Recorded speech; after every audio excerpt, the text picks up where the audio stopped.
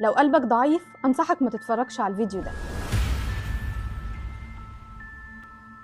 سارة طفلة ذبحها أبوها بعد ما اكتشف إنها مش طفلة أصلاً ولا بشرية. سنة 1964 في إحدى قرى الساحل السوري خلفت سيدة اسمها مريم محمد بنت اسمها سارة. والغريب إن الست اللي اسمها مريم دي كان عندها 62 سنة، يعني موضوع الخلفة ده بالنسبة لها صعب جداً.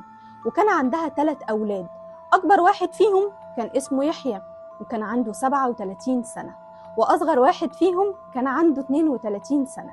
مريم اتعرضت لعضة من كلب مسعور ولونه أسود، وتأزمت حالتها الصحية جدا، وبعد 6 شهور بالظبط اكتشفت إنها حامل، وجه ميعاد ولادتها.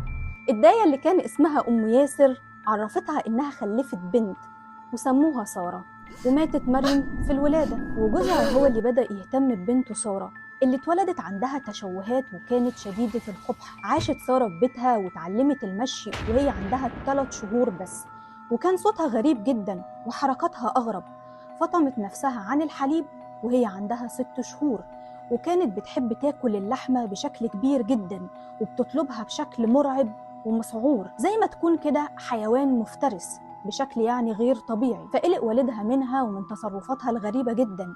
كانت بتصحى بالليل وتفضل تحرك راسها يمين وشمال بشكل غير طبيعي.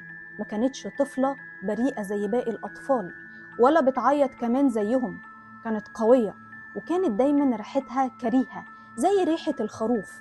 ما قدرتش تتعلم الكلام، كانت بس بتنطق حروف بشكل غامض ومخيف، زي ما يكون كده متعلمة لغة غريبة.